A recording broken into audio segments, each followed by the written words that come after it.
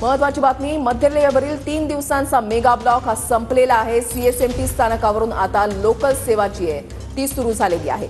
अक्षय मणकणी आमचे प्रतिनिधी आमच्या सोबत आहेत। अक्षय, 3 दिवस आपण पाहिलेला आहे की मध्य रेल्वेवरच्या या मेगा ब्लॉकमुळे प्रवाशांचे अतोनात हाल झाले। अखेर 3 दिवसांनी आता मेगा ब्लॉक संपलाय। काय स्थिती आहे सीएसएमटी स्थानकावर?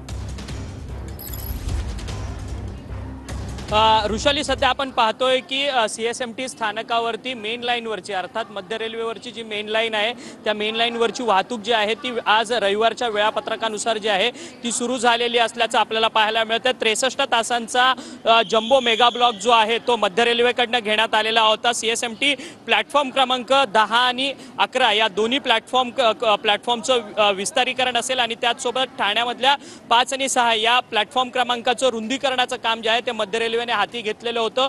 संपूर्ण सीएसएमटी रेल्वे स्थानकावर गेल्या 2 दिवसांपासून शुकशुकाट होता कारण की भायखळ्यापर्यंतच संपूर्ण मेन लाईनवरच्या जी काही रेल्वेची वाहतूक जी आहे ती सुरू होती। भायखळ्यापासून ठीक, नक्कीच धन्यवाद अक्षय दिलेल्या सविस्तर माहितीसाठी।